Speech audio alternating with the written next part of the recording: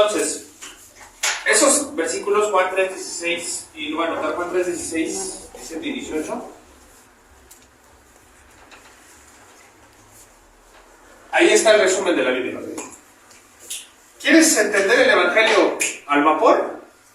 3 versículos. Dios amó al mundo, se sacrificó, Él mismo se despojó de su deidad para hacerse hombre, tomó tu lugar. En realidad el que tenía que morir como un maldito eres tú. Aunque no hubieras hecho nada imputable, grave, ya el hecho de pensar en una grosería en tu mente, aunque no la digas, ya te hace acreedor al infierno.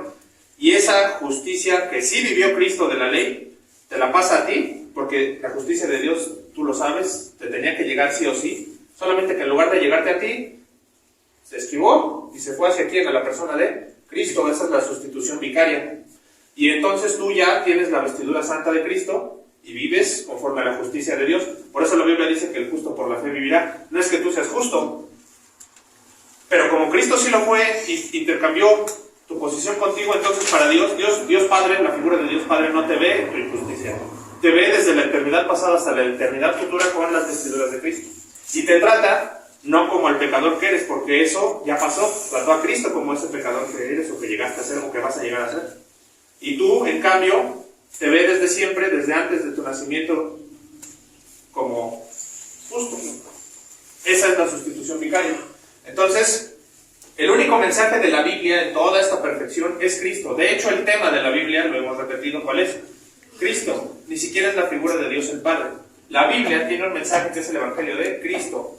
Juan, ahí mismo, más adelantito, en el 5, 36, 39, dice: mas yo tengo mayor testimonio que el de Juan, porque las obras que el Padre me dio para que cumpliese, las mismas obras que yo hago, dan testimonio de mí, que el Padre me ha enviado.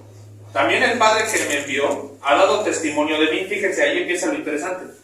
Nunca habéis oído su voz, ni habéis visto su aspecto, ni tenéis su palabra morando en vosotros, porque a quien Él envió vosotros no creéis, hablando de sí mismo. Escudriñad las Escrituras, es una orden, porque a vosotros os parece que en ellas tenéis la vida eterna, y ellas son las que dan, ¿qué? Testimonio de mí. El tema central de la Biblia es Cristo, y ahí está. ¿Vale? Ahí mismo Juan es un evangelio muy enriquecido en teología, particularmente en cristología. Ahora, todas las escrituras desde Génesis hasta Apocalipsis hablan de Cristo, ¿eh? De alguna u otra manera está velado Cristo o se ve a Cristo, porque incluso en Apocalipsis habla del juicio y de que Él viene, ¿no? En su caballo blanco con ejército y viene en gloria. Ahí hay un poquito de escatología. Y desde Génesis, ¿qué dice Juan también al empezar el Evangelio? En el principio era el Verbo y ya estaba Cristo desde Génesis. Eso habla precisamente de que todas las escrituras, como dice aquí, dan testimonio de Él. Lucas 24, 25 al 27. Entonces Él les dijo: oh insensatos y tardos de corazón para creer todo lo que los profetas han dicho. Y ahí los está regañando. Lucas 24, del 25 al 27. Cristo los está regañando, les está diciendo que no se han dado cuenta, ya es al final de Lucas, les está diciendo: tanto tiempo que estoy con ustedes y no han entendido que toda la Biblia habla de mí. Lucas 24, 25 al 27. Entonces Él les dijo: oh insensatos y tardos de corazón para creer todo lo que los profetas han dicho. Todo lo que los profetas han dicho.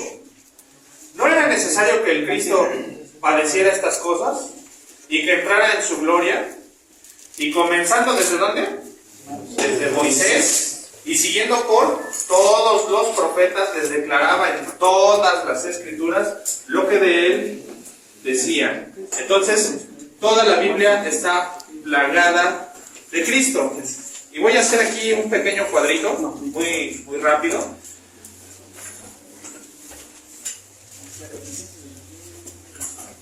Adelante, adelante.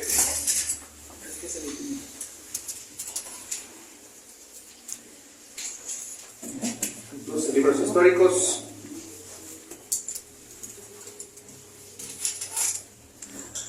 Ahí si los quieren copiar, si no les va a quedar en el libro. En el libro, en el video. Profecía.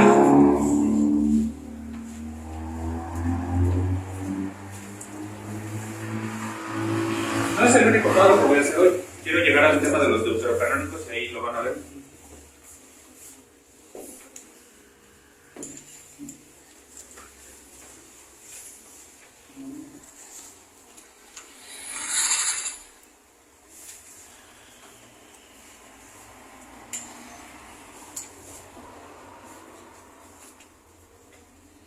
Si tengo faltas de ortografía, me disculpan, soy ingeniero, hago integrales, no hago diptongos ni onomatopeyas.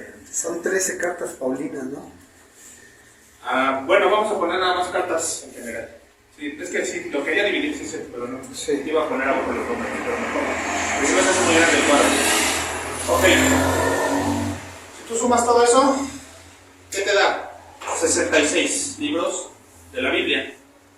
Ni más, ni menos. Lo primero en donde está Cristo es en la ley. ¿Qué hay ahí? Promesas nada más. La promesa. ¿Desde dónde? Desde Génesis 1, casi. Cuando peca el hombre, ¿qué le promete Dios a Eva? Tú le dirás ¿qué? Exactamente. De hecho, vámonos a Génesis. Nada más para ver. Que no es ningún choro, ahorita les digo dónde viene. En el 3.13, y de ahí en adelante. 3.13, Génesis 3.13. Entonces Jehová Dios dijo a la mujer, ¿qué es lo que has hecho? Y dijo la mujer, la serpiente me engañó y comí. Y Jehová Dios dijo a la serpiente, por cuanto esto hiciste, refiriéndose a Satanás, no a la serpiente como tal, maldita serás entre todas las bestias y entre todos los animales del campo, sobre tu pecho andarás y polvo comerás todos los días de tu vida. Y pondré enemistad entre ti y la mujer, refiriéndose a entre el diablo y el hombre, y entre tu simiente, es decir, tu descendencia, Cristo, y la simiente suya. Esta te herirá en la cabeza y tú le herirás en el calcañar. ¿Se acuerdan cuando vimos una clase sobre Caín y Abel y yo les decía que en esos años Adán pensaba que inmediatamente después alguno de sus hijos de Adán iba a ser el Cristo, el Mesías? Él murió pensando, de hecho, que probablemente iba a ser... Él tenía la fe nada más porque él se había visto a Cristo, él se había hablado con el Padre en el jardín del Edén, ya después ya no. Al haber pecado hay esa enemistad y ya nada más podían adorar a través de algún lugar. ¿Se acuerdan que vimos eso? Pero él le decía a todos sus hijos, ustedes tienen que creer que hay un Dios y solamente por medio de la sangre podemos acercarnos a ese Dios.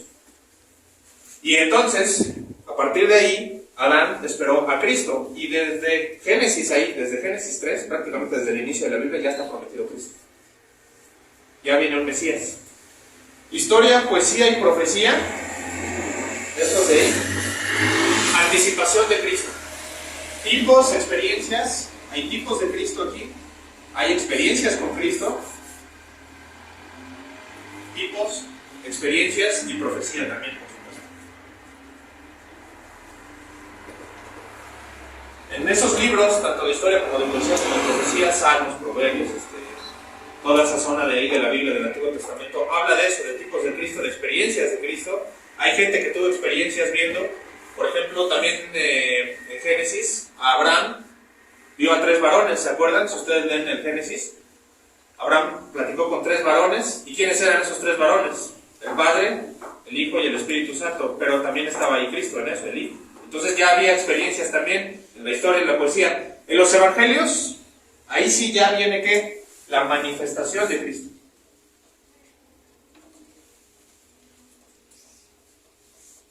Hasta aquí. Luego un libro histórico del cual no puedes sacar teología, es un libro descriptivo, no prescriptivo, que es el de Hechos de los Apóstoles. ¿Por qué? Porque hay gente que quiere agarrar y hacer prédicas a partir de Hechos, eso no se puede. Hechos es un libro únicamente histórico. Si tú quieres agarrar teología de Hechos, pues entonces aquí que nos piquen serpientes, y dice la Biblia ahí que no nos va a hacer nada, ¿no? Que el veneno no nos va a hacer nada. ¿Eso era para nosotros? No. Era para autentificar el mensaje bíblico de los apóstoles. A los apóstoles eran esas promesas de que podían expulsar demonios, podían hablar en lenguas, y que por cierto hablar en lenguas está mal traducido, es hablar en otros idiomas, no lenguas de angelicales, glosolalia, etc. Todas las cosas que vienen ahí prometidas o que se ejecutaron en el libro de Hechos es nada más para autentificar el mensaje de Cristo. Tú no puedes sacar teología de Hechos. Es un libro descriptivo, no prescriptivo. No te dice qué hacer, te dice qué pasó. ¿De acuerdo? Luego, en las cartas, tanto en las cartas como en histórico, aquí se conforma la iglesia. ¿De quién? Pues de Cristo.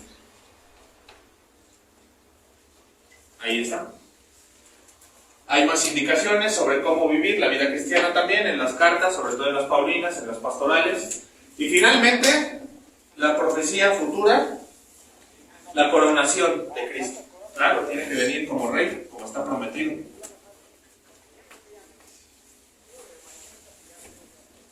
Así queda el cuadro. Toda la Biblia temática de Cristo. Si alguien tiene alguna duda con el cuadrito, guárdela para el final. Aquí las cartas están divididas, ¿no? Paulinas, y de las paulinas hay pastorales, hay cartas universales, etcétera. Mejor lo dejé en cartas. ¿Listo? Entonces, Cristo en la Biblia, el Evangelio es el único mensaje. Número 6. El mensaje está completo. Y este es un muy importante punto sobre la perfección de las Escrituras. El mensaje está completo. Y ahí se acaba todo el asunto de las lenguas, de las visiones, de los sueños, de los encantamientos y en general todo lo que es saborería. Todo lo que es saborería. Adivinación, son pecados de mentira y de cumplirse lo más mínimo de alguna cosa. Entonces la Biblia no estaría completa, pues Dios aún está revelando planes eternos a los hombres. Ese es el hecho. Si tú vas a una iglesia pentecostal en donde dicen, yo recibí, amados hermanos, un sueño, una visión en la que el hermano Andrés va a tener una mansión y yo vi un Ferrari ahí al lado y un Lamborghini amarillo también. Gloria a Dios. ¿Se puede eso? No, porque entonces Dios no ha terminado de escribir la Biblia. Si todavía está revelando profecías, aunque sea para una sola persona, ya, el resto del canon bíblico ya no tuvo razón de ser. ¿Sí lo ven? Se cae todo el resto de la teología porque Dios ya no... Si todavía Dios tiene profetas, ¿para qué la última profecía futura? Si aquí en medio entonces todavía estamos escribiendo la Biblia. ¿Para qué se saltó Dios hasta la profecía? No es cierto, Dios ya no le habla al hombre en sueños, ya no le habla con profecías. De hecho, malamente hay algunos hombres que se dicen llamar a sí mismos profetas. Ya no hay profetas. Tajantemente. La Biblia está completa, la Biblia es perfecta, la Biblia es santa, tú ya no puedes modificar nada. Y un sueño que te dé Dios a ti extra es una información extra que se sale de las Escrituras y por lo tanto tú ya rompiste el canon. Imposible. Nuevamente lo leo, de cumplirse lo más mínimo de alguna cosa, entonces la Biblia no estaría completa, pues Dios aún estaría revelando sus planes eternos a los hombres, por pequeña que fuese esa revelación. ¿Sí lo ven? ¿Dónde dice que no se puede hacer más? Apocalipsis 22, 18, 19. Apocalipsis 22, 18, 19. Ya casi al final. Y ahí está el candado. Yo testifico a todo aquel que oye las palabras de la profecía de este libro. Se refiere a toda la Biblia. Si alguno añadiere estas cosas, si alguno sueña, si alguno casi responde, quiere dar profecía, dice, si alguno añadiere estas cosas, Dios traerá sobre él, ¿qué? Las plagas que están escritas en este libro. Lo contrario, y si alguno quitare de las palabras del libro de esta profecía, de toda la Biblia, Dios quitará su parte del libro de la vida y de la santa ciudad de las cosas que están escritas en este libro. Y otro, el que sigue que te voy a dar es de hecho una prédica que más adelante, ese sí va a ser prédica que me gustaría dar. Gálatas 1:8-9. Gálatas 1:8-9. Sí, búsquenlo. Gálatas 1:8-9. Esta es importantísima. Fíjense. Dice, mas si aún nosotros, diciendo Pablo, de él y de los demás apóstoles, mas si aún nosotros, o un ángel del cielo, os anunciare otro evangelio diferente del que os hemos anunciado, que es Cristo, ¿sea qué? Anatema, ¿no? Casiodoro de Reina y Cipriano de Valera eran muy cuidadosos con las traducciones de no poner las groserías originales. La Biblia está plagada de groserías. Y aquí una grosería que se saltaron en anatema es maldito de Dios. Anatema se traduce como maldito de Dios, así tal cual al español. Lo voy a leer como en realidad está. Mas si aún nosotros o un ángel del cielo les anuncia otro evangelio diferente del que les hemos anunciado, sea maldito de Dios. Como antes hemos dicho, también ahora lo repito. Fíjate, por segunda vez, si alguno les predica diferente evangelio del que habéis recibido, sea maldito de Dios. Y aquí en el púlpito, en la iglesia de la Gracia de Tecama, decimos lo mismo: aquel que predique algo diferente o que quiera saltarse la autoridad de la Escritura, maldito de Dios. Maldito de Dios. Tú no puedes rebajar lo sublime, la santidad de Dios, que ni los cielos de los cielos soportan su santidad, para dar tu propio mensaje. ¿Sí lo ven? No te puedes saltar la autoridad bíblica. Entonces, esta sí me gustaría hacer una predica bien hecha sobre Gálatas 1, 8, 9. ¿Y dónde quedan entonces los mormones? Que se les apareció el ángel Moroni para darles un libro extra de la Biblia, que es el libro de Mormón. Dice aquí que ni aún un ángel, aunque fuera cierto que se les apareció un ángel, algo, lo que sea, que requiera un sacrificio extra, por poquito que sea, una acción extra a la que ya hizo Cristo, se acabó el evangelio. Ya teológicamente, ¿para qué quieres a Cristo? Y se los decía en la clase pasada, cuando tú crees que tus hechos, o lo que hagas o lo que dejes de hacer, tiene que ver con tu salvación, ya le quitaste el mérito a Cristo, porque entonces estás diciendo: yo contribuí con algo. ¿Y con qué vas a contribuir tú? Con tu pecado tal vez, pero y aún tú solito te estorbaste a ti mismo en tu salvación. Cristo hizo todo, tú no hiciste nada. La gente, los carismáticos también tienden mucho a decir: tú decides por Cristo. Tú no decides nada.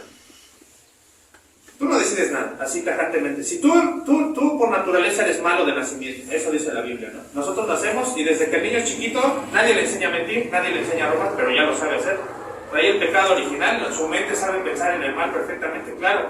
Lo regaña a su mamá y no se lo dice, pero en su mente la está maldiciendo, a su mamá la está regañando, a lo mejor hasta Rosalía le está diciendo en su mente, aunque es un niño. Nadie le enseñó.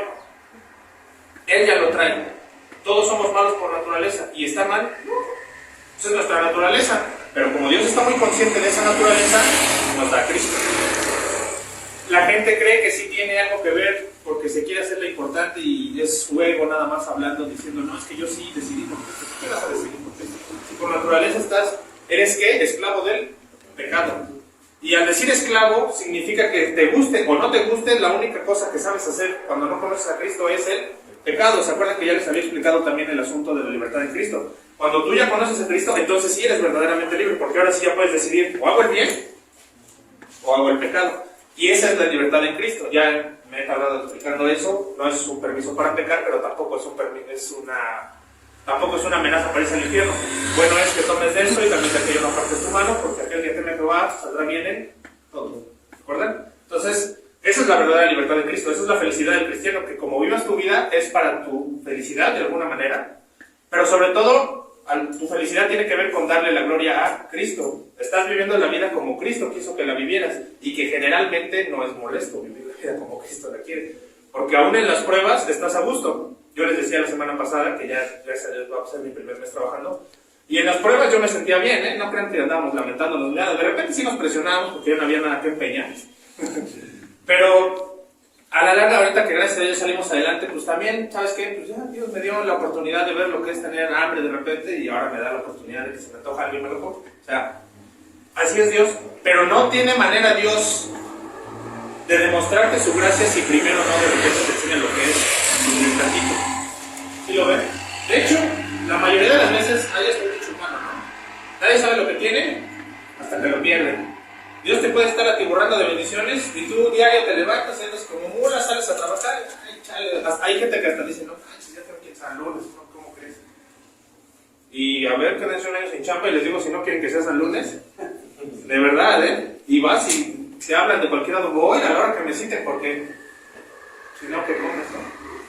Es parte de la valoración. Entonces, tú no puedes, regresando al tema, tú no puedes agregarle ni quitarle a la Biblia, ni aunque Moroni viniera del cielo y te dijera un nuevo evangelio, o que el evangelio de la prosperidad y todo eso, nada. Mas si aún nosotros, un ángel del cielo, les anuncia otro evangelio, sea anatema. Así. Y por todas las razones anteriores, el 7, la Biblia se vuelve ley. ¿Qué es una ley? La Biblia, salud, es, y con mayúsculas, ley. En física, recuerden que aquí su servidor también dio matemáticas y física un tiempo. Yo le decía a mis alumnos, la física tiene leyes, y las leyes quieren decir que son universales, es decir, en todo el universo, aquí en China, y en Andrómeda, y en los hoyos negros, y en todos lados se cumplen las leyes físicas. Eso es una ley física, que donde quiera que sea, la vas a aplicar. Hay ley gravitacional en esta Tierra y en otros planetas. Hay ley de atracción universal entre la Tierra y la Luna, y entre la Luna y Andrómeda. ¿Sí lo ven? Entonces, una ley quiere decir que se cumple aquí, en Rusia, en China, en Vladivostok, o en Marte. Eso es una ley. La Biblia, al igual que en la física, es ley. Aquí, y los agujeros negros gobierna Cristo, en su perfección y en su santidad. Es una ley que se cumple universalmente, y a donde te quieras hacer, si se te ocurre la maravillosa idea como la de Jonás de irse a Tarso, de Nínive, le dice Dios ve a Nínive, y dice Jonás que compró un boleto para irse al otro lado, España, a Tarsis, que porque se iba a esconder de la presencia de Dios. ¿Dónde no hay presencia de Dios? En el infierno es el único lugar en donde no hay presencia de Dios. Y aún así, si hay cierto grado de presencia de Dios, es una tensión teológica, porque sí está presente la ira eterna de Dios. Pero está ausente el Espíritu Santo, que ese es el verdadero infierno, el hecho de saber que Dios no está ahí contigo, que ya no te puede socorrer, ¿no? Entonces, la Biblia es ley, se cumple incluso en el infierno. Se cumple porque estás castigado por la ley de Dios. Aquí en China, en el infierno y en el cielo y en todos lados, desde la eternidad pasada hasta la eternidad futura, la Biblia es ley. Romanos 3, 19, 23. Romanos 3, 19, 23. Dice, pero sabemos que todo lo que la ley dice, lo dice a los que están bajo la ley, para que toda boca se cierre y todo el mundo quede bajo ¿qué? El juicio de Dios. Ahí está. Ya que por las obras de la ley, ningún ser humano será justificado delante de él, porque por medio de la ley es el conocimiento del pecado. Pero ahora, aparte de la ley, se ha manifestado la justicia de Dios, ya hemos hablado de eso, testificada por la ley y por los profetas. La justicia de Dios por medio de la fe, ¿en quién? Jesucristo. Ahí está, la justicia de Dios, o sea, tú sí eres justo, por medio de la fe en Jesucristo, para todos los que creen en Él, porque no hay diferencia, por cuanto todos pecaron y están destituidos de la gloria de Dios. Entonces tú no contribuyes en nada. Tú nada más tienes que poner tu fe, decir realmente con esos calzones, yo sí creo que Cristo existe y yo sí creo que murió por mí. Y tanta. Tú no pones nada, ni quitas nada, ni decides por Cristo. Lo único que pones es tu pecado y a cambio Dios te da la salvación. Es así de sencillo. Y es tan sencillo, es tan simple como lo veíamos hace rato, la Biblia es tan simple de entender como eso, que a la gente no le entra en la cabeza. Porque dicen, bueno, ¿cómo va a ser? O sea, incluso ir a la iglesia católica y decirle algo al padrecito, ya hace que la gente se sienta mejor porque su ego de alguna manera dice, bueno, ya hice mi parte y alguien sabe que hice mi parte. ¿Sí lo ven? Alguien ya sabe que estoy mal, pero que estoy arrepentido. Pero se están dirigiendo a otro hombre. Eso no sirve de nada. Está bien que te confieses, pero no con otro hombre. Está bien que te confieses tú solo, de hecho, como dice en Mateo 7, cerrada la puerta de tu cuarto, que nadie te vea, pide perdón ahí. Y dice que tu Padre que ve en lo secreto, te recompensará en lo público. Y no al revés. No necesitas llegar ahí como las señoras católicas con un velo, ¿no? Y allá andan todas igual con el Padre, y como la Chabelita, ¿no? Que antes había una, perdóneme, Padre, porque esto y lo otro. Y el Padre, bueno, ya hasta el Padre decía, bueno, esta mujer, ¿no? A diferencia de los padrecitos, Dios no está harto de escucharnos. Al contrario, dice, hay una instrucción en la Biblia, orad sin cesar. ¿Por qué? Porque alguna vez se los expliqué, a Dios le gusta sentirse padre. Hay veces que tu papá sabe perfectamente qué es lo que te hace falta, pero no te lo va a comprar porque quiere que escucharte, que le digas, ¿sabes qué? La neta sí te necesito. Porque para eso está el papá. Y la neta, o sea, ¿no te gusta cuando tus hijas te piden algo que es producto de tu esfuerzo y de eso como papá? Tú sabes a lo mejor que le hace falta algo. O no se lo vas a comprar porque quieres que tu hija se seque, que diga, oye papá, y que te ande ahí lisonjeando, y que te ande de ahí lo barro, para que, oye, jefe, ¿sabes qué? Tírame, hazme la valer, ¿no? ¿Sabes qué? Era ser rico. Todos los papás les gusta sentirse papás, cuanto más el Padre Celestial. Claro que sabe de qué tienes necesidad, pero si tú no te hincas, si no vas y le pides, sabe Dios que tienes necesidad desde antes de la fundación del mundo. Como dice la Biblia, el pastor dio una prédica de la oración muy buena. Desde antes de que tú pidas, Dios ya sabe lo que vas a pedir. Y de hecho ya sabe la oración, de alguna manera ya la escuchó en el futuro, porque Dios es atemporal. Pero tienes que hacerlo. Si no lo haces, pues hasta un dicho mexicano, ¿no? El que no habla, Dios no lo oye, y literal. La Biblia es ley, por esa razón se cumple. Pero, como dice aquí, la ley no justifica a un ser humano. Génesis, Éxodo, Levítico, los Números y Deuteronomio solamente era para demostrarte que eres malo. Por donde le busques, lo que te demuestra la Biblia es que eres malo. Te desnuda, como ya lo vimos hace rato, penetra hasta el tuétano, te hace que te duela, que te quebrante, porque sabes que estás mal, que estás haciendo el mal. Y eso hace que voltees nuevamente a Cristo, el mensaje, que es simplemente por gracia. Entonces sí es ley la Biblia y sí se cumple, y sí es justicia, pero es ley bajo la gracia. Y aquí está el truco. ¿Cuál truco? Pues el del Evangelio. Aquí es en donde todos se elaboran, insisto, en donde muchas religiones, el problema de las religiones es eso. ¿Qué es la religión? Hacer cosas metódicamente para acercarse a una deidad. Nosotros como tal sí tenemos una religión, como dice ahí Santiago, la verdadera religión, que es religar en griego, que en realidad significa que, igual que iglesia, algo similar, comunicación entre dos seres inteligentes. La religión no es un método cuadrado que te diga, es lunes, te tienes que inclinar viendo hacia el sol y vas a orar así, como los judíos bajo ciertas circunstancias. No. Es por gracia. Gracia pura. Romanos 3:27. Romanos 3:27. Y hasta en rojo sangre lo voy a poner aquí. Sí, ¿para qué?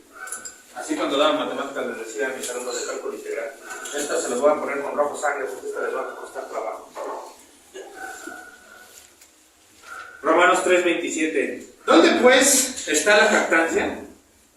O sea, ustedes le decían a los judíos, ¿ustedes creen que sus hechos? Somos hijos de Abraham. Nosotros estamos circuncidados.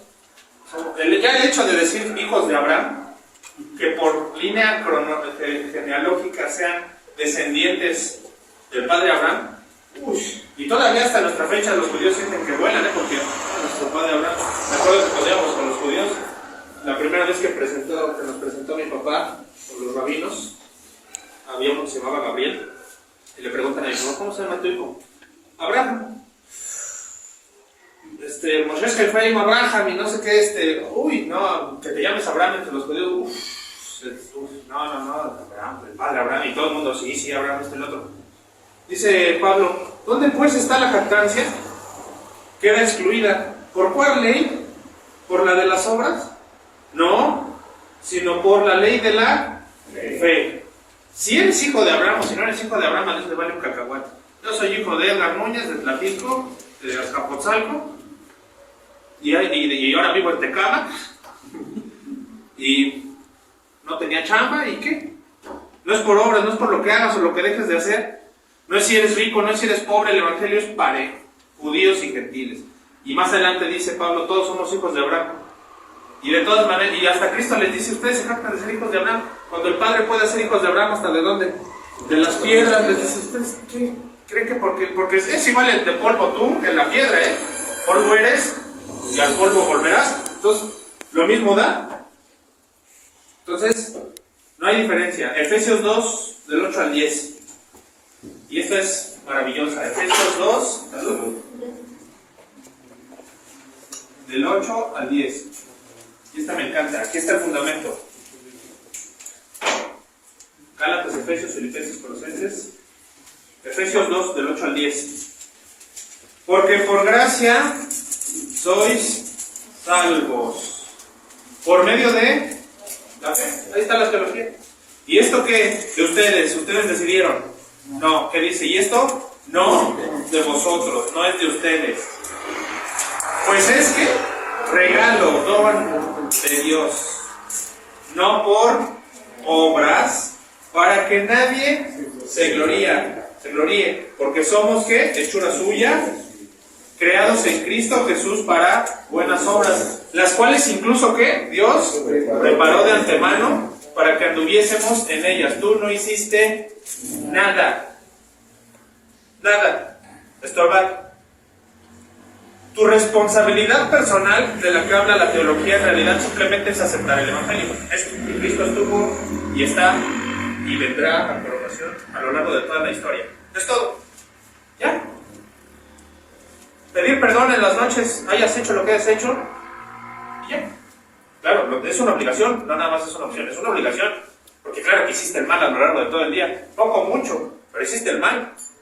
Tú no puedes ser bueno, tú no hiciste nada, tú no decides por Cristo, ahí está en la Biblia. Y no es si queremos, ya lo vimos, la Biblia es perfecta y inspirada por Dios, no es si quieres, es lo que es. Y no nos vamos a salir de ahí porque es teología pura. Ni modo que lo arranquemos, tendríamos que arrancarlo de todas las Biblias y de los manuscritos originales, ¿se puede? ¿No? Y aunque lo quisieras arrancar, Dios a lo largo de toda la historia ha preservado las Escrituras. Si tienen la oportunidad de volverlo. Muchos hombres han querido botar la Escritura, quemarla, esconderla, y Dios de alguna manera siempre la termina sacando de manera sobrenatural. Lo último que pasó, los ruedos del Mar Muerto, donde encontraron unos manuscritos originales de las cartas paulinas, en los años 90. ¿Y qué? Entonces, quien quiera, en los años 90, en los 1900, en un rango de entre 1900 y el 2000, los rollos del Mar Muerto. Está interesante este libro.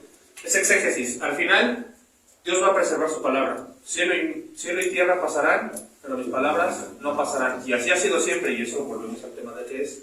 ¿Ven? Siguiente. La Biblia, sin embargo, no es tarjeta de crédito para el pecado. No, le voy a poner no al pecado. El hecho de que todo esto sea maravilloso por gracia y demás, no quiere decir que la Biblia es una tarjeta de crédito para estar pecando. Ya vimos que la gente se muere por ese pensamiento. Donde dice Hebreos 10, 26, 29. Hebreos 10, 26, 29. Vamos allá. Porque si pecaremos voluntariamente, después de haber recibido el conocimiento de la verdad, ya no queda más sacrificio por los pecados, sino una horrenda expectación de juicio, horrenda, y de hervor de fuego que ha de devorar a los adversarios. El que viola la ley de Moisés, por el testimonio de 2 o 3 testigos, muere irremisiblemente. ¿Cuánto mayor castigo pensáis que merecerá el que pisoteare al Hijo de Dios y tuviere por inmunda la sangre del pacto en el cual fue santificado e hiciere afrenta al Espíritu de gracia? La Biblia y la gracia no son una tarjeta de crédito para pecar. Ok, puede ser que sí seas salvo, y como estás consciente de tu libertad en Cristo, si abusas de ella, Dios te mata. Vas a ir al cielo, pero va a haber pérdida. Y si no eras salvo, horrenda expectación de juicio, porque entendiste la Biblia, y aún así deliberadamente, al igual que el diablo, decidiste sobrepasar la autoridad de Dios. Y como dice aquí, pues ya no queda más sacrificio que hacer, porque pues ya que más que Cristo, ya es imposible, ya no hay nada más allá. O sea, ya el hecho de decir, pues voy a robar un banco. Si yo como ayudante aquí del pastor digo voy a robar un banco, estoy pecando voluntariamente sabiendo que no es correcto. Aún si tuviera la necesidad, claro que Dios no me va a ayudar a robar un banco, ¿no? O sea, lo estás haciendo voluntariamente ya. No, ahí sí ya la gracia dice, pues ya, ¿qué más? Ya este hombre, como dice aquí, horrenda expectación de juicio y de hervor de fuego que ha de devorar a los adversarios. Te constituyes adversario de Dios, igual que el diablo. Porque eso es lo que hizo el diablo. Conocía la voluntad de Dios, sabía que él nada más era el cuidador del trono y de alguna manera, de todos modos, dijo, seré semejante al Altísimo. Y va para afuera. Lo mismo harías tú, si conoces la gracia, si conoces los estatutos de Dios, igual que el diablo, y de todas maneras decides hacer tu voluntad. Es lo mismo. Por eso hablan de devorar a los adversarios. Incluye al diablo, te vas junto con él. Al lago de fuego y azufre irremisiblemente. No es no es esta perfección, esta santidad y esta gracia no es una tarjeta de crédito para que puedas sacar cuando se te antoja. Porque entonces, ¿para qué quieres el sacrificio? Entonces sí ya, como dice aquí, pues prácticamente te estás burlando, dices, pues de todas maneras me va a perdonar. Es como aquel hombre que le engaña a su esposa y, ay, viejita, perdóname, le lleva mariachi a las 3 de la mañana, llega bien borracho, ¿no? Y, ay, mi amor, pues que yo te amo, y ahí va la mujer y le dice, bueno, por los hijos. Y a las 2 semanas le tuerce el WhatsApp ahí, otra, ¿no? Ahora otra secretaria, ahora una jefa, ahora. Y ahí va otra, y se va una semana, y al rato regresa otra vez, no, mi amor, ahora sí, esta es la buena, en la tercera la vencida, vamos a echarle los niños, ¿qué vas a hacer? ¿Cómo crees? Esto y lo otro. Bueno, pues hay cristianos que son así, engañan se prostituyen hacia otras cosas, al pecado, básicamente. Y dicen, pues al cabo Dios me perdona. Ese hombre borracho, golpeador y mujeriego que dice de su esposa, pues al cabo ¿qué? Mi esposa me perdona. Perdió el temor. ¿Ustedes creen que esa esposa está a gusto? Pues no va a estar a gusto. Lo mismo Dios. Como va a estar a gusto, oye, pues ¿de qué se trata, no? Hay un límite de la gracia, por supuesto, y ahí está Hebreos 10, 26, 29. Y al final, el punto número 9, todo esto que hemos visto de la Biblia hace que resulte en ser norma de fe y conducta, por todas las razones anteriores de la semana pasada y la de hoy. Resulta ser norma de fe y conducta. Le voy a dejar más así. Es de carácter obligatorio. No hay opción. La Biblia es de carácter obligatorio. Si la Biblia dice, no matarás, pues no matarás. No dice si quieres. Si la Biblia dice, no codiciarás la mujer de tu prójimo, no la vas a codiciar. Si la Biblia dice, no seas glotón, pues no seas glotón. Si la Biblia dice que la mujer no puede ir al ministerio pastoral, ¿es si quiero? No, nada de lo que la Biblia diga es si quiero, es norma de fe y conducta. Todo lo que dice la Biblia es ley. No hay excepción. Y básicamente tenemos esa parte del estudio. Sí, me va a alcanzar el tiempo. Un punto extra que no estaba contemplado, pero como les dije el día de ayer, sí me gustaría dárselos. Muy rápido, por supuesto. Un punto 11. Sobre los deuterocanónicos, ¿sale? Yo lo puse como no es un punto como tal, pero como lo gusten anotar, pues no información, porque sí es parte del estudio, es necesario saberlo. Porque sí, algo de la apologética que tenemos que tener, a veces con otros hermanos de otras congregaciones, no dudo que haya creyentes entre los católicos, entre los apostólicos de hoy en día, los carmelitas descalzos, entre los mormones. Hay mucha gente que realmente está buscando a Dios de corazón, que lo está buscando en el lugar equivocado. Dios tarde o temprano lo va a sacar de ahí, porque dice la Biblia, les dice Cristo a sus apóstoles, las ovejas oyen mi voz y me siguen, ¿no? Y prueba tal que aquí habemos más gente de la que empezamos originalmente, ¿no? La gente sabe en dónde se está dando teología correctamente, la gente sabe identificar en dónde le están diciendo las cosas reales, le guste o no le guste, porque es lo que dice la Biblia. Entonces, algo importante que deben de tener en la apologética y que se me hizo muy interesante es razones por las cuales no están en el canon los libros deuterocanónicos, que se salen de la excelencia de la escritura, ¿salen? Lo pueden anotar como un punto si quieren, o como nota al calzo, como ustedes gusten. Y vamos a borrar. ¿Puedo borrar ya? Sí. ¿Toman una fotito? Este es un extra, y es rápido, tampoco me voy a tardar mucho.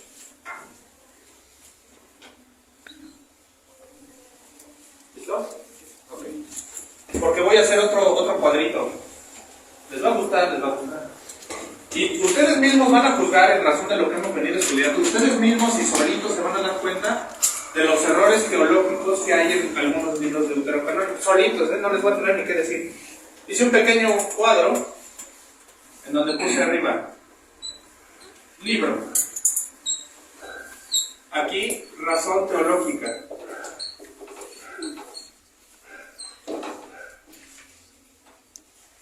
¿Sale? Y verso o versículo de ese mismo libro de donde sale el error. ¿Vale? libro al cual me voy a referir, la razón teológica por la que está mal y en qué versículo dice. ¿Sale? Por eso le decía ayer en la mañana al pastor que si no me pasaba su Biblia, Dios habló hoy, porque se ha traído deuterocanónicos. Si tienen oportunidad de echarle un ojo, véanlo. Si no, se los leo. Y si no, está en internet, está. La Biblia Gateway en línea la tiene gratis. El primer libro se llama Eclesiástico, que ya su nombre. Eclesiástico. Aquí los teólogos le dicen el libro apócrifo por excelencia. De todos los libros que pudieran ser blasfemos y contrarios a la Biblia, este es el que se lleva las palmas de oro. Eclesiástico. Razón teológica, hay 3, que guste anotarlas. 1, dice que hay salvación por obras. 2, dice que la glotonería es buena. Y 3, dice que la salvación depende del libre albedrío. Entonces, ya. Hay más, pero esas 3 a mí se me hacen las palmas de oro. Verso. Primero el 3:30 de Eclesiástico. Se los leo. El agua apaga el fuego que arde, y el dar limosnas consigue el perdón de los pecados. Otra vez. Ni siquiera dice limosnas, literal. El agua apaga el fuego que arde, y el dar limosnas consigue el perdón de los pecados. Entonces, ¿para qué quieres a Cristo? O sea, yo voy y doy limosna a un mono en la iglesia y ya soy salvo. Uy, pues qué barato sale, ¿no? Pues a todo dar, el que es borracho, el violador de bebés, oye, le echo 10 varos ahí a la Virgen y ya. Pues, está chido, ¿no? ¿Pero ustedes, eso es teológico? ¿Y qué hace en la Biblia ese libro? Por ese versículo, pero no es el único. 31 del 20 al 21. Se pone mejor, ¿eh? A medida que vamos avanzando van a ver casi no manches cómo crees, pero los agregaron los católicos. El 31 del 20 al 21 de Eclesiástico. El que come demasiado tendrá dolores, insomnio, malestar, sofocación y semblante alterado. En cambio, el que come con moderación tiene un sueño saludable y por la mañana se levanta con la cabeza despejada. Si tuvieres que comer más de la cuenta, levántate, vomita y serás aliviado. 3 del 20 al 21, no me creen, búsquenlo en internet, si no lo tienen en una Dios habla hoy, así dice. O sea, la glotonería no hay bronca. No, ni en el Alcacel se dice que te levantes, que vomitas y sigas comiendo. ¿Eso es teológico? ¿Ustedes creen que Dios va a dar ese consejo? No. Entonces, por eso se me hizo interesante mejor si dar un poquito de clase extra con esto, ¿no? Porque hay gente que dice, bueno, y es... Porque aparentemente si tú los lees a vuelo de pájaro dices, pues, medio historia, medio geografía y medio teología. Pero ya cuando le vas poniendo atención a versículos en particular, un versículo de un libro que no compagine con la teología que tenemos, ya. Aparte de que, acuérdense que les dije, el punto principal de la Biblia es que Cristo lo haya dicho en vida, escrito está, y se haya referido a algún profeta. De ninguno de estos deuterocanónicos Dios dijo algo. De ninguno. El segundo, igual de blasfemo, Baruch. Este está más chido. Baruch. Razón teológica. Permite orar por los muertos y desde la muerte. O sea, tú te vas al infierno y desde allá puedes pedirle a Dios y Dios te rescata. ¿Se puede eso? Una vez muertos y después de esto hay juicio. Se acabó.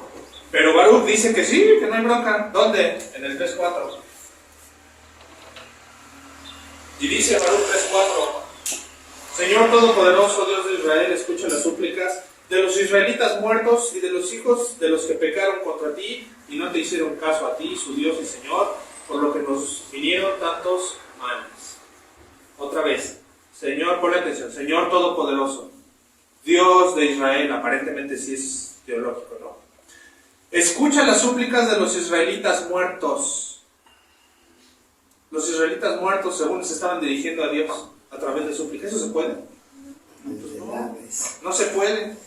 Tal vez haya súplica, pero no significa que Dios la escuche, ¿eh? Eso es una contradicción teológica muy fuerte. Ya con ese hecho es una razón teológica por la cual Baruch está descalificado. Aunque en algún caso todo lo demás tuviera alguna compaginación con otros libros, el hecho de que un muerto ore o que permita orar por los muertos, se acabó.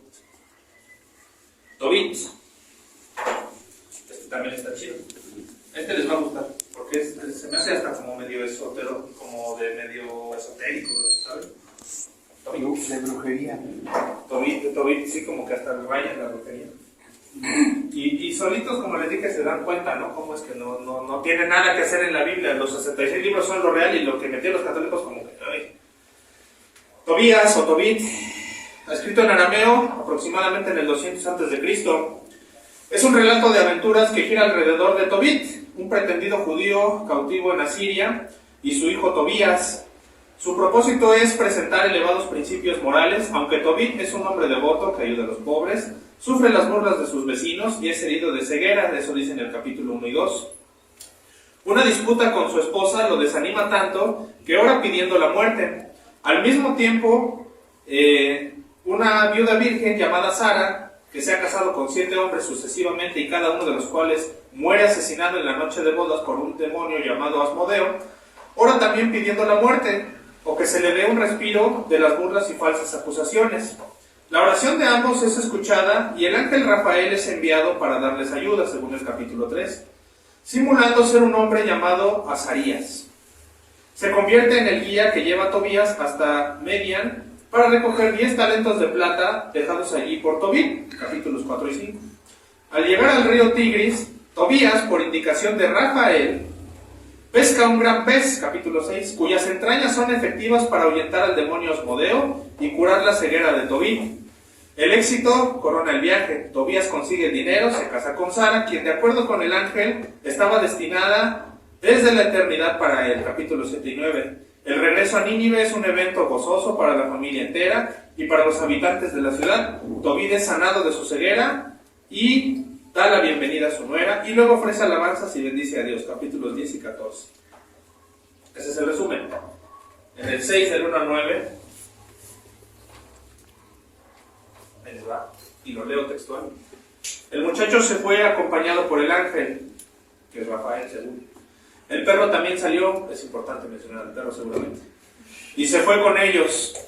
Empezaron su viaje y la primera noche la pasaron junto al río Tigris. El muchacho bajó al río a lavarse los pies. Entonces un pez enorme saltó del agua y amenazaba con comerle el pie al muchacho. Este dio un grito, pero el ángel le dijo: agarra el pescado, no lo sueltes. El muchacho agarró el pez y lo sacó a la orilla. El ángel le dijo: ábrelo y sácale la hiel, el corazón y el hígado y guárdalos. Son un remedio muy útil. Los intestinos, tíralos. El muchacho abrió el pescado y separó la hiel, el corazón y el hígado, como le había dicho. Luego puso a asar un poco de pescado y se lo comió. El resto lo saló y lo guardó. Y siguieron juntos el viaje hasta que llegaron cerca de Median. Entonces el muchacho preguntó al ángel: amigo Azarías, ¿para qué sirven de remedio la hiel, el corazón y el hígado del pescado? Él contestó: cuando una persona es atacada por un demonio o espíritu malo, si se quema delante de esa persona el corazón y el hígado del pescado, cesa el ataque y no se repite jamás. Y cuando una persona tiene nubes en los ojos, si se untan con la hiel y se sopla en ellos, queda sana. Entonces los apóstoles fueron medio mensos porque era tan fácil como ir a pescar, tal vez, ¿no? ¿Se fue de eso? ¿A poco los demonios van a decir: hay un pescado a pedazos? No, ¿sabes qué? Yo me voy. Pues no, ¿verdad? Es chusco. Es imposible. Razón teológica fundamental. Es prácticamente brujería. O sea, un medio físico por el cual ahuyentar a un demonio, pues es como ya raya en la brujería, ¿no? Y particularmente no me imagino a Rafael dándoles esas instrucciones a un ser humano, ¿no? De entrada, Rafael está ocupado, ¿no? Volvemos a lo mismo, como para ir con Tobit ahí al río, ¿no? O sea, hay contradicciones geográficas, historias teológicas, o sea, por donde le busques, pero no es el único. También en el 4.10, otra razón teológica, igual que eclesiástico, es que hay salvación por obras. Porque la limosna libra de la muerte, dice el 4.10, porque la limosna libra de la muerte e impide que el hombre vaya al infierno. ¿Por qué creen que la Iglesia Católica le hizo bien meter esos libros? Ya es el segundo libro que habla de que dar limosna te saca de las broncas, ¿no? Y entonces los padrecitos dicen: pero es porque en la Biblia dice, y te sacan eclesiástico y te dicen aquí. Y luego, para reforzar, Tobit. Pero no te leen la parte de la brujería de que según Rafael le dijo que sí es conveniente, ¿ves? ¿Por qué razón metieron esos libros? Pues porque, claro, que ahí está el business, ¿no? De mensos no los metemos. Judith. Sí, me permiten robarles 10 minutitos. Ya voy a acabar nada más. Robar es pecado. Robar es pecado. Entonces, como la Biblia es autoridad, pues se someten. Judith. Ya no me falta después de esta sabiduría, ya el nombrecito. Y ahorita van a ver qué es supuesta sabiduría. Bueno, Judith. 4 del 6 al 7, por cierto. Se los voy a dejar, de veras, háganse a la tarea de verlos en internet, aunque sea, para que vean. Se van a reír. Échense un clavado para que vean. Las dificultades históricas de mayor relieve del libro de Judith son las siguientes. Número 1. Nabucodonosor, que reinó en Babilonia desde el 604 hasta el 562. Se dice que era rey de los asirios. Imposible. En ese libro en Judith dice que Nabucodonosor era rey de los asirios, cuando no es cierto. 2. Se afirma que el mencionado monarca reinó en Nínive, capital de Asiria, que fue destruida en el año 612 por la acción combinada de Nabopolassar y Ciaxares. Tampoco. 3. Nabucodonosor combatió y derrotó a Arfaxad, rey de los Medos. No sucedió históricamente. 4. Por el texto se deduce que en los días de la invasión de Holofernes no había rey en Israel. Un sumo sacerdote llamado Joaquín, asistido por un consejo de ancianos, ejercía el poder supremo. 5. Hacía poco que los judíos habían subido de la cautividad de Babilonia y habían edificado el templo. Eso pasó entre el 538 a.C., por ahí así. No compaginan, o sea, no checan las edades de los reyes con lo de la diáspora judía, ¿sí me explico? 6. El general en jefe del ejército de Nabucodonosor es llamado Holofernes, nombre de origen persa, no babilónico. Dígase lo mismo del nombre del eunuco Boagas. ¿Cómo pudo Nabucodonosor reinar sobre Nínive destruida antes de subir él al trono? O sea, todavía no era rey, donde originalmente era rey históricamente, y ya era rey en otro lado, en Asiria. Imposible, o sea, históricamente tampoco checa. ¿Sí lo ven? Entonces, no hay armonía geográfica e histórica, mayormente esa es la razón teológica. Donde dice en el 4 del 6 al 7, Joaquín, que era entonces el sumo sacerdote y estaba en Jerusalén, escribió una carta a los habitantes de Betulia y de Betomestaín frente a Esdrelón, delante de la llanura cerca de Dotán, en la que les decía que ocuparan los lugares de subida a la región montañosa, por donde se entraba en Judea. No hay región montañosa cerca de Judea. Pues por allí era fácil impedir el avance, ya que el paso era estrecho y solo podían pasar 2 personas a la vez.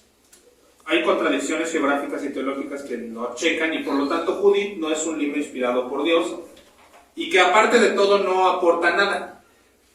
Nada más es como un relato, en realidad es histórico, pero aparte está mal hecho históricamente. Entonces, está mal, esa es la razón. Y el último, para irnos a poner a desayunar, sabiduría. Este es buenísimo. Ya el nombre, ¿no? Ni Salomón le puso así a los proverbios.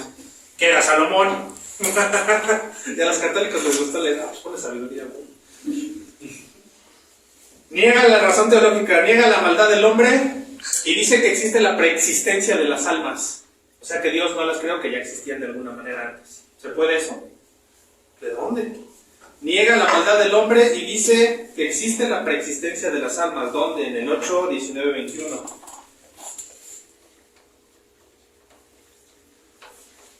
Que dice así: yo era un niño bueno por naturaleza, que había recibido un alma buena. 20. O más bien, siendo bueno, entré en un cuerpo puro, pero vi que no podía alcanzar la sabiduría si Dios no me la daba, y ya era señal de inteligencia saber quién era Él, que concedía tan grande beneficio. Entonces me dirigí al Señor y le supliqué de todo corazón. Otra vez, póngale atención al principio. Yo era un niño, bueno por naturaleza, que había recibido un alma buena. O más bien, dice, siendo bueno, en una preexistencia, entré en un cuerpo impuro. O sea, da razones de que existen las almas antes de que Dios las cree, como si hubiera un reciclaje de almas de alguna manera, ¿no? Y el hecho de que diga que yo era un niño bueno por naturaleza, que había recibido un alma buena en el 19, entonces ya Jeremías, maldito el hombre que confía en el hombre, ¿quién conoce el corazón del hombre que es malo de pensamiento? Y Génesis 6 que dice que estábamos de continuo pensando solamente en el mal. La Biblia está plagada de lugares en donde dice que el hombre es que malo. Romanos dice no hay justo ni aún uno. Y entonces sabiduría dice que no, que sí, tú eres bueno, que desde que naces y por naturaleza nada más que el mundo te hace mal.